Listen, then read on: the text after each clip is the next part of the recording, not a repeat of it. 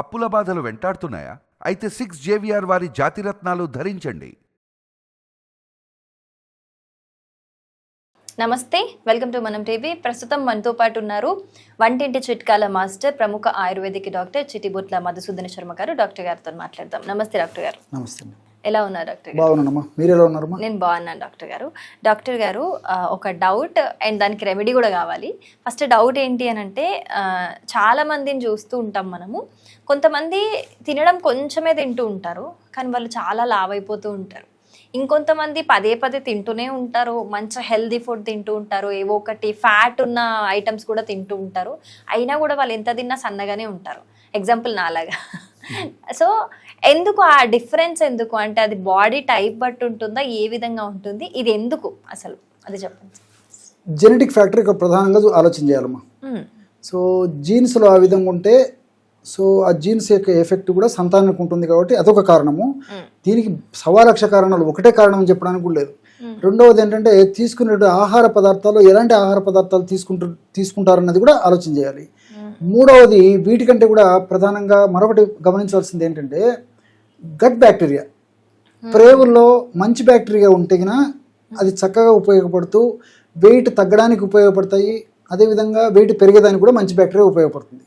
ఇక్కడ మనం తెలుసుకోవాల్సింది ఏంటంటే, ఉదాహరణకి ఒక 50 క్యాలరీస్ ఫుడ్ మనం ఏదన్నా తీసుకున్నట్లయితే లోపలికి వెళ్ళిన తర్వాత చెడు బ్యాక్టీరియా ఎక్కువగా ఉంటేనే 100 క్యాలరీస్ కింద కన్వర్ట్ అయిపోతుంది.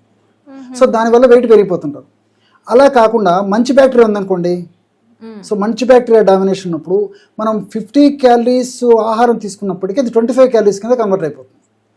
సో ఇక్కడ మీరు గమనిస్తున్నారు కదా, కాబట్టి అంటే గట్ బ్యాక్టీరియాను బట్టేసేసి వెయిట్ కూడా ఆధారపడి ఉంటుంది. అందుకే కొంతమంది ముఖ్యంగా వెయిట్ ఉన్నటువంటి వాళ్ళు రకరకాల ప్రయత్నాలు చేస్తుంటారు, కడుపు మార్చుకుంటుంటారు, విపరీతంగా నీళ్ళు తాగుతుంటారు, ఫుడ్ మానేస్తారు, హెవీ ఎక్సర్సైజ్ చేస్తుంటారు. దానివల్ల కొత్త కొత్త జబ్బులు వచ్చేసి నీరసము, నిస్తరణ, బలహీనత పడిపోయి కింద పడిపోయేటువంటి పరిస్థితి ఏర్పడి, బీపీ పడిపోయే పరిస్థితి ఏర్పడి, కడుపులో పుళ్ళు తయారయ్యేసి ఇవన్నీ వస్తాయి కానీ వెయిట్ దగ్గర మళ్ళీ నీరు కూడా చేరేటువంటి పరిస్థితి ఏర్పడుతుంది. మరి దీనికంతా కారణం ఏంటంటే గట్ బ్యాక్టీరియా. ప్రపంచవ్యాప్తంగా కూడా గట్ బ్యాక్టీరియా మీద కూడా వివిధ రకాల పరిశోధన చేసేసి వాళ్ళు అధ్యయనంలో వాళ్ళు తెలుసుకున్నటువంటి విషయాలు కూడా ఏంటంటే ఇదే. సో గట్ బ్యాక్టీరియా, మంచి బ్యాక్టీరియా బాగా ఎక్కువగా ఉన్నప్పుడు ఇలాంటి సమస్యలు రావని చెప్పి చెప్తారు. కాబట్టి గట్ బ్యాక్టీరియా మనం కరెక్ట్గా ఉంచుకోగలిగితే, అంటే చెడు బ్యాక్టీరియా తగ్గిపోయేసి మంచి బ్యాక్టీరియా ఎప్పుడైతే బాగా డెవలప్ చేసుకోగలమో ఆహార విధి విధానాల ద్వారా, అదేవిధంగా ఈ యొక్క ఎక్సర్సైజ్ ఇలాంటి వాటి ద్వారా మరి ఇలాంటి సమస్యలు రాకుండా ఉండేటువంటి పరిస్థితి ఏర్పడుతుంది. ఇబ్బంది లేకుండా కూడా వాళ్ళు ఏ పద్ధతులు కావాలంటే ఆ పద్ధతులు బాడీలో ట్విస్టింగ్ కెపాసిటీ వచ్చేస్తుంది. ఓకే, సో మీరు చెప్పిన దాన్ని బట్టి గట్ బ్యాక్టీరియా మీదనే ఏదైనా డిపెండ్ అయి ఉంటుంది అని చెప్తున్నారు. ఓకే, సో గట్ బ్యాక్టీరియాని బేస్ చేసుకొని ఎవరైనా సరే ఓవర్ వెయిట్ ఉండకూడదు, అండర్ వెయిట్ ఉండకూడదు, కరెక్ట్ వెయిట్ మెయింటైన్ అవ్వాలి. అంటే వాళ్ళ హైట్కి కావచ్చు, వాళ్ళ ఏజ్కి కావచ్చు, కరెక్ట్ వెయిట్ ఉండాలి అని అంటే ఏ రెమెడీ చేసుకుంటే వాళ్ళ ఈజీగా ఒకటే మంచి వెయిట్లో మెయింటైన్ అవ్వడానికి అవకాశం ఉంటుంది అంటారు? It's a very good question అమ్మా. అట్లా మెయింటైన్ చేస్తానికి మంచి రెమెడీ చెప్తాను చూడండి. సో వెయిట్ ఉన్నటువంటి వాళ్ళు వాడుకోవచ్చు, వెయిట్ తక్కువ ఉన్నటువంటి వాళ్ళు వాడవచ్చు. మెయింటైన్ చేసుకోవడానికి కరెక్ట్ వెయిట్ కోసం ఈ రెమెడీ చాలా అద్భుతంగా పనిచేస్తుంది. ఉదయం పూట పరిగడుపునే 250 ml పల్చటి తాజా మజ్జిగ తీసుకోవాలి.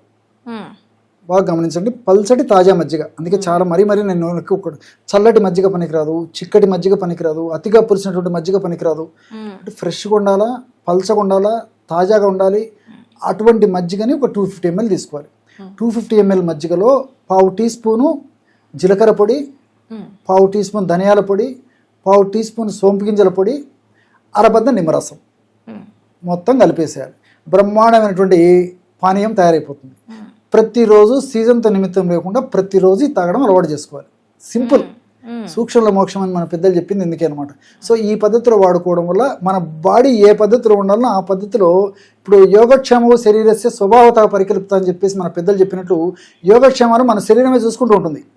ఆ విధంగా మన శరీరం చూసుకునేటువంటి ఆ యోగక్షేమాలలో అప్ అండ్ డౌన్ అయినప్పుడు మనం బయట నుంచి కొంత సపోర్ట్ ఇవ్వాలి. దానికి సపోర్ట్ ఇస్తే అదే రెక్టిఫై అయిపోతుంది. అలా సపోర్ట్ ఇవ్వడానికి ఉపయోగపడేటువంటి ఆహార ఔషధాలే ఈ మధ్యలో నేను చెప్పినటువంటి ఈ పదార్థాలు. ఇవి వాడుకుంటే మంచి రిజల్ట్ వస్తుందండి. సూపర్ డాక్టర్ గారు, చాలా సింపుల్ గా ఈజీగా డైలీ మార్నింగ్ లేవగానే ఇంట్లో ఉన్న వాటితో చేసేసుకోవచ్చు. Thank you so much doctor. నమస్తే.